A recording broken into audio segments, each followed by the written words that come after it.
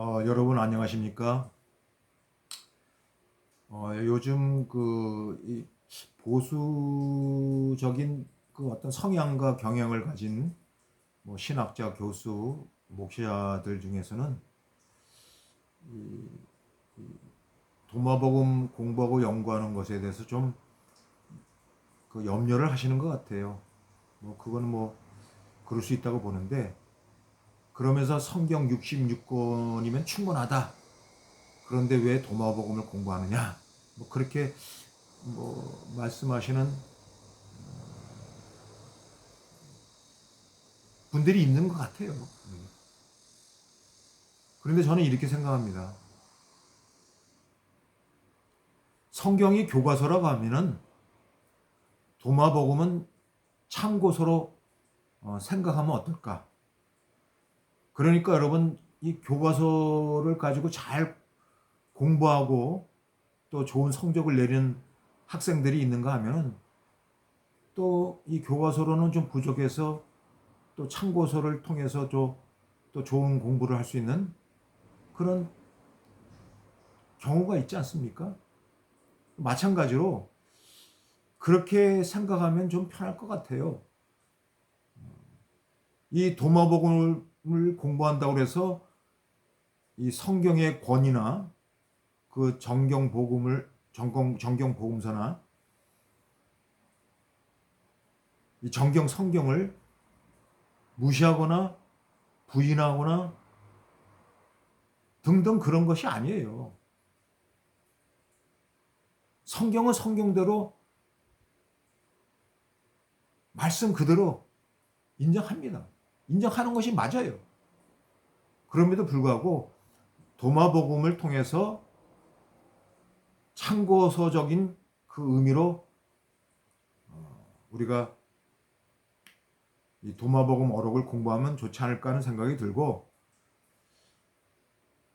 또, 또 이런 또 생각을 해보는데, 도마복음에 나타난 그 새로운 예수상을 얘기한다고 해서 이게 무슨 이산 사이비적인 새로운 예수상을 말하는 게 아닙니다. 복음서나 신약 성경에 나오는 그 예수님의 이미지를 변질시키거나 부정하는 게 아니에요.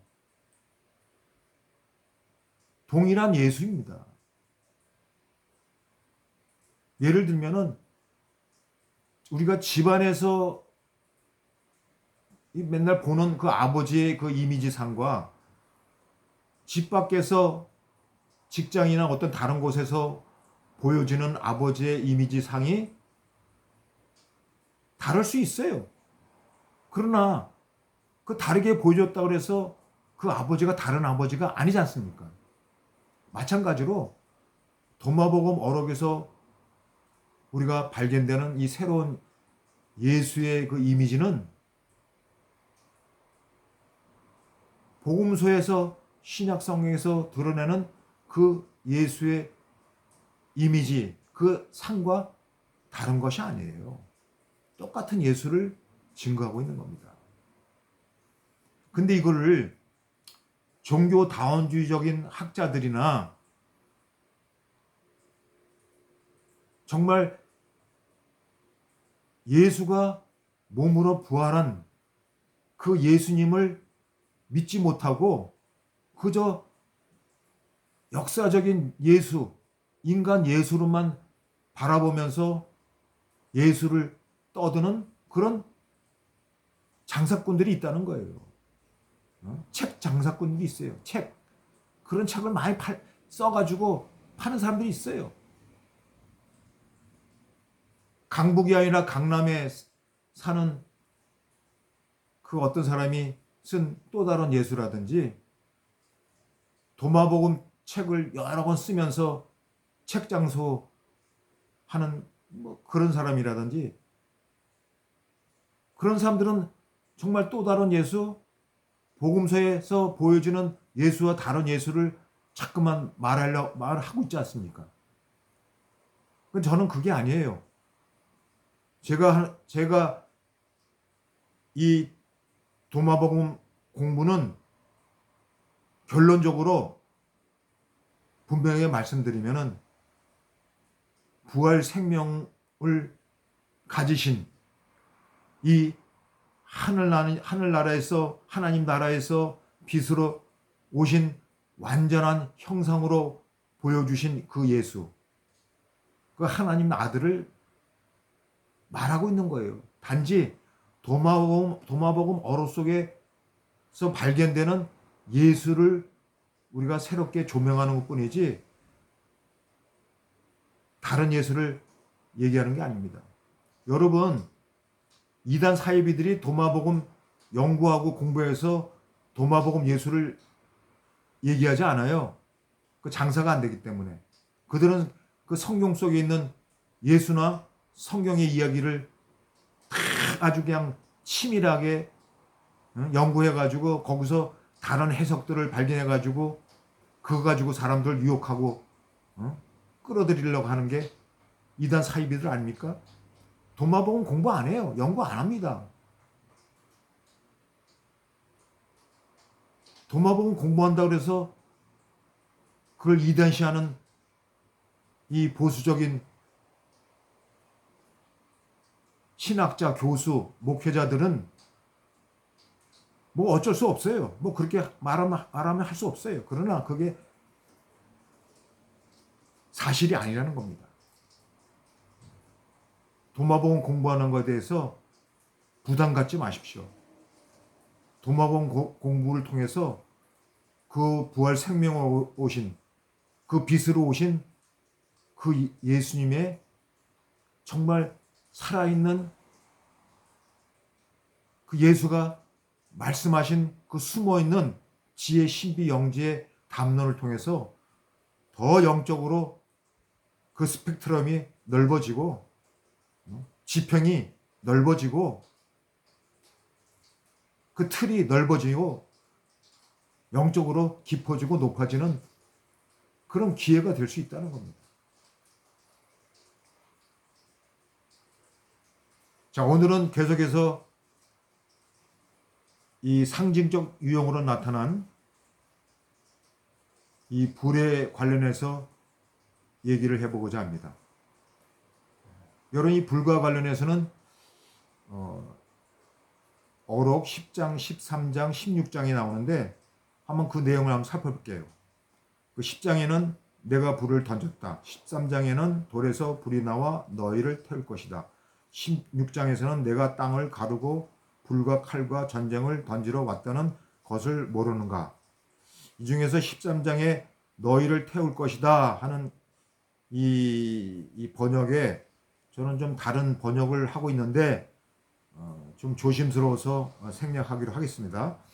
자, 그렇다면은 이 불과 관련해서 기존의 이 종교 문화 사상에 나타나는 그 담론들은 어떻게 표현되고 있을까? 먼저 구약 성경에는 여러분들 불과 관련해서 많은 얘기가 나오죠. 우리가 잘 알다시피 그 모세가 호렙산에서 그 가시떨기 나무에서 발견된 불, 또 이스라엘 백성이 출애굽하고 나서 광야에서 만난 그 불기둥, 또 엘리야가 그 바알 제사장들과 그 대결하면서 하늘에 내려온 불,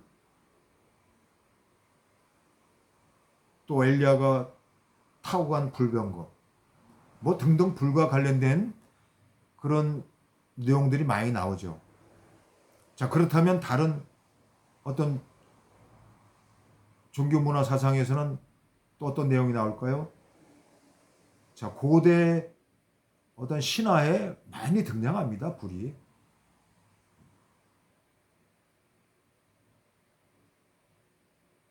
특히 그 아건이라는 그 신화에 불의 신이 등장해요. 이 아건이는 어떤 희생 제사로 그 불에게 바치는 그 신이에요. 그리고 힌두교에서도 이 불을 내면의 불로 그렇게 얘기하고 있습니다. 뭐 이것뿐만 아니라 많이 나와 있죠.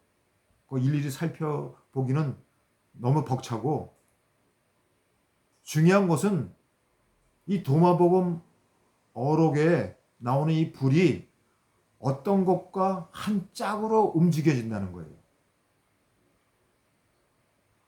어떤 그런 지혜 신비 영지를 담고 있어요. 그게 뭐냐면은 이 불이 물과 한 짝을 이뤄서 어떤 합일 구조라 또 정결 의례성을 드러낸다는 거예요. 여러분, 이 물과 불과 물의 그 한 짝의 그 개념은 어떤 동양 철학적으로도 발견되는데, 여러분 들어보신 적이 있는지 모르겠지만은 이 수승화강,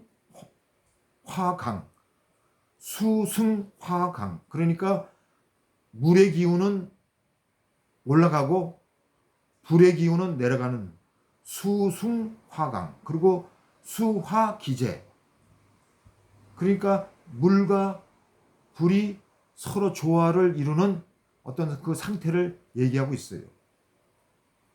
이게 뭐 철학적으로나 의학적으로 그렇게 뭐 표현을 하는데, 이게 어떻게 뭐 한 짝으로 움직여진다는 거예요. 그런 이미지가 있지 않습니까?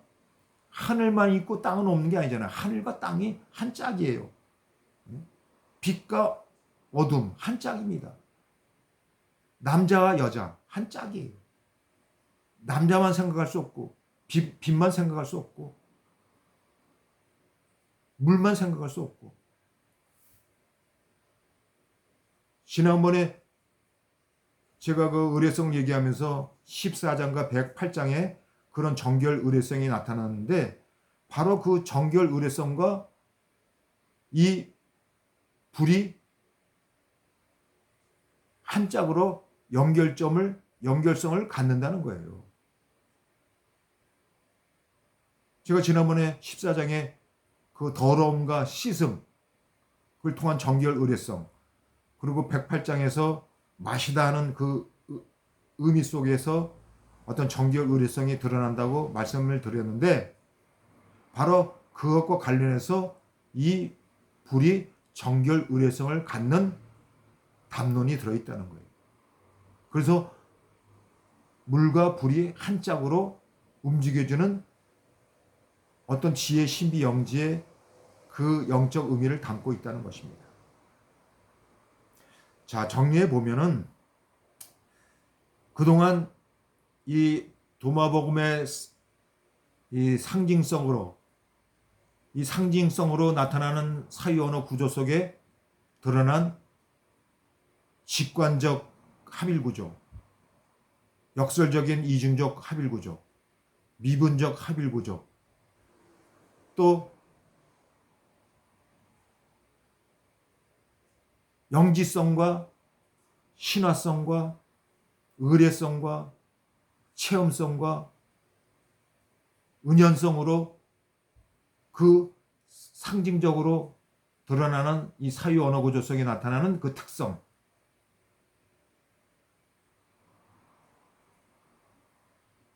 또한 비유 구조, 경구 구조, 어떤 상징적 유형으로 쉼과 빛과, 그리고 오늘 불에 관련해서 얘기를 했는데, 결국에는 뭐냐? 여러분, 제가 이 얘기를 했다 그래서 여러분들이 살아계신 그 예수의 숨겨진 말씀을 해석하고 발견하는 것이 아니지 않습니까?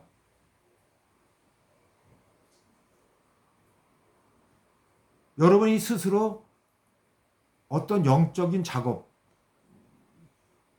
통해서 발견되는, 해석되어지는 살아있는 예수의 숨겨진 말씀을 여러분들이 찾아줘야 된다는 거예요. 그것을 찾아야 된다는 거예요. 이게 중요해요. 다시금 강조하지만은 저는 이 동영상을 통해서 여러분들이 이 도마복음 어록에 숨겨져 있는 그 살아계신 예수의 말씀을 새롭게 지혜 신비 영지의 그 영적 의미를 좀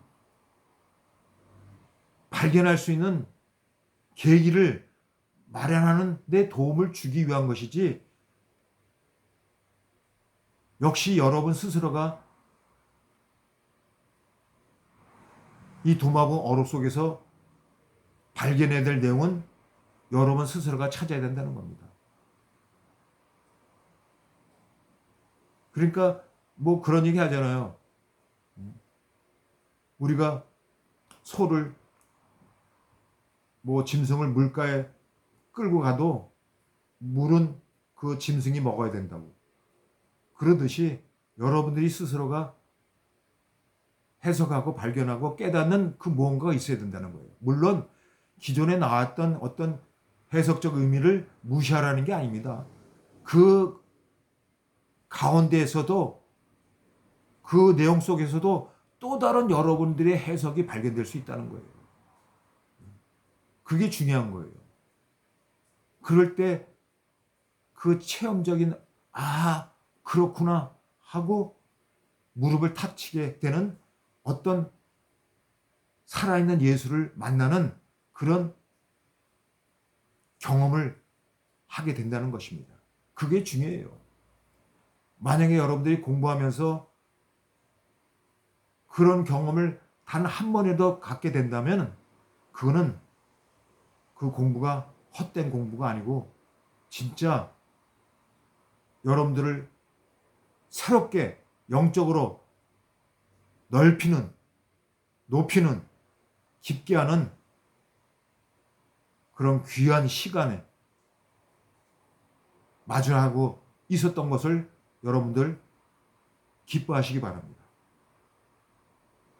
오늘은 여기까지.